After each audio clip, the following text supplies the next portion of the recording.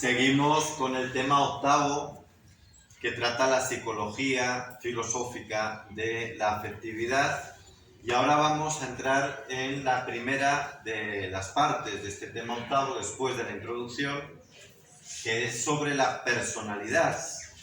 ¿De qué es la personalidad? El concepto filosófico de personalidad, diversas tipologías que se han hecho a lo largo de la historia sobre la personalidad, y aquí pues es donde vamos a tener que entrar en diálogo con la psicología clínica y con otras disciplinas. Luego veremos lo que es el temperamento y el carácter, que normalmente la gente lo confunde. Dice, esta persona tiene un carácter o un temperamento, no es lo mismo, carácter y temperamento. Y por último, también, ¿qué relación hay entre lo que llamamos la personalidad, o lo que es la personalidad, y el ser personal? ¿Qué es, por lo tanto, la personalidad? Vamos a definir el concepto de personalidad. Es la forma externa de comportarse un ser humano en sus relaciones y en la manifestación de sus tendencias. ¿Cómo se manifiesta externamente? Y se manifiesta a través de sus relaciones, de sus comportamientos y de cómo él controla o no controla, cómo educa, cómo ha educado sus tendencias. Ya saben que hay distintos tipos de personalidad. Hay personas que son diligentes, laboriosas, otros son indolentes, unos somos, o son, yo no sé qué soy exactamente, pero bueno, unos son más afectuosos, otros más fríos. Hay quienes prefieren una actividad artística o deportiva, otros en la intelectual o investigación. Esto es para acercarnos un poquito al concepto de personalidad. Ciertos rasgos de la personalidad están naturalmente impresos en cada uno de nosotros, con mayor o menor fuerza. A veces son inclinaciones invencibles, que es muy difícil controlar. Otras veces, sin embargo, esos rasgos son mucho más moldeables. Ya desde antiguo, imagínense, Hipócrates, considerado pues como el padre de la medicina, recuerden que aquí hay algún doctor pues que tuvo que hacer el juramento hipocrático. Hipócrates es del siglo V antes de Cristo, y ya Hipócrates elaboró una clasificación de la personalidad siguiendo los criterios naturalistas de la época, es decir, fundamentalmente ligaban en aquella época la personalidad a los elementos somáticos de la persona, es decir, soma es cuerpo. ¿Cómo era tu cuerpo? Pues si tienes la cabeza más grande, más pequeña, eres los pómulos más hundidos, más pronunciados o más evidentes, la proporción de tu cuerpo, etcétera. Todas esas cosas somáticas de tu cuerpo era lo que le llevó a aquellos sabios, en concreto Hipócrates, a hacer una primera clasificación de la personalidad. Y, por ejemplo, él se basaba también en lo que llamaban los antiguos los humores.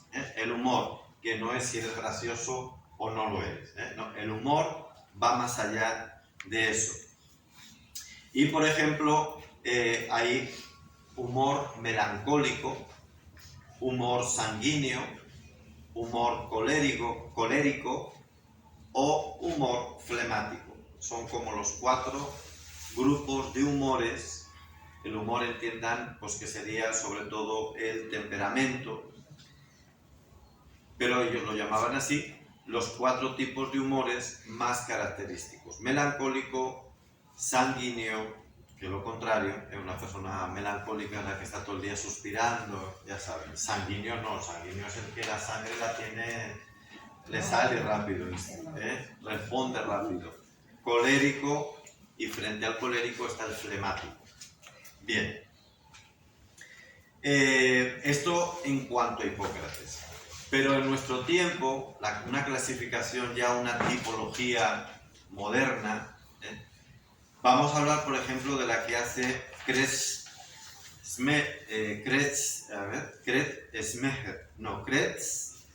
Kreutzmer, que vivió entre 1888 y 1964. Y también la de Sheldon, que vivió entre 1898 y 1977. Uno es médico psiquiatra y el otro psicólogo. Uno es alemán, Kreutzmer es alemán y Sheldon es americano. Ellos clasificaron la personalidad y en concreto los temperamentos en atención no solo a las características morfológicas, como hizo Hipócrates, sino también a otros elementos. Por ejemplo, el estado de ánimo predominante o la manera en la que afrontas las enfermedades, principalmente desde un punto de vista psicológico, es decir, te deprimes, te las enfrentas. Bueno, de acuerdo a esos tres rasgos, morfológico, el ánimo predominante, es decir, si tú te analizas esta semana o un mes en tu vida, ¿qué predomina? ¿Hay una estabilidad o eres muy ciclotímico? ¿Varías mucho en tu ánimo? ¿Es un ánimo pues estable? Ese elemento, ¿no? Y el otro, repito, ¿cómo afrontas psicológicamente las enfermedades? De acuerdo a esto, ellos describen tres tipos de temperamentos: el pícnico, el leptosomático y el atlético. Y esto es muy antiguo, tampoco es de la modernidad. En realidad, por ejemplo, cuando uno lee el Quijote, esos dos protagonistas del Quijote, Sancho y el propio Quijote, Alonso Quijano, don Alonso Quijano, pues corresponden a este tipo de personalidades. Sancho sería el pícnico o endomorfo y don Alonso Quijano sería el leptosomático o ectomorfo. El atlético o mesomorfo sería, por ejemplo, los héroes de las epopeyas, un Homero, un Ulises, en este caso, Ulises, o cualquiera de estos héroes de nuestras epopeyas más famosas o de las novelas de acción. Vamos a otra clasificación también de nuestro tiempo, todavía más famosa, que hizo el francés Lessen, que murió en 1954 y que escribió uno de los tratados más importantes sobre este tema de la personalidad, que es el Traité de Caractérologie de 1946. Como ustedes saben francés, además es muy fácil traducir, Tratado de Caracteriología. Y ahí elabora una serie de clasificaciones de los caracteres, de los temperamentos, en base a las reacciones emocionales. Y sobre todo estudia tres cosas, ¿no? Cómo nosotros reaccionamos a esas influencias externas y también la actividad que eso provoca en nosotros y la resonancia que provoca en nosotros. Por lo tanto, emotividad, actividad y resonancia. Y para ello, pues distingue 8 formas predominantes de ser de acuerdo a estos tres rasgos que les he dicho. La emotividad, la actividad y la resonancia. ¿Qué es la emotividad o la emoción? Pues la emoción es un fenómeno fisiológico de nuestro cuerpo y a la vez de nuestra mente, psicológico, que se desencadena por elementos externos. Hay algo que nos hace reaccionar físicamente y psicológicamente. Por ejemplo, pues si ahora hay un estruendo enorme, no solo va a reaccionar nuestra mente con temor, con miedo por el ruido, sino que hasta nuestro cuerpo produce más adrenalina, se pone a la defensiva, se contrae. Es una reacción psicosomática y por lo tanto integral. Bueno, ahí un poquito para que veamos las distintas características que hay. Y terminemos esta lección definiendo lo que es el temperamento, para luego entrar al carácter y a la personalidad en relación al ser personal. ¿Qué es el temperamento? Es una parte de la personalidad. Es una parte, no es toda la personalidad. Y es una parte, es la parte somática, a diferencia del carácter, del que vamos a hablar luego. El carácter es más cultural, educacional.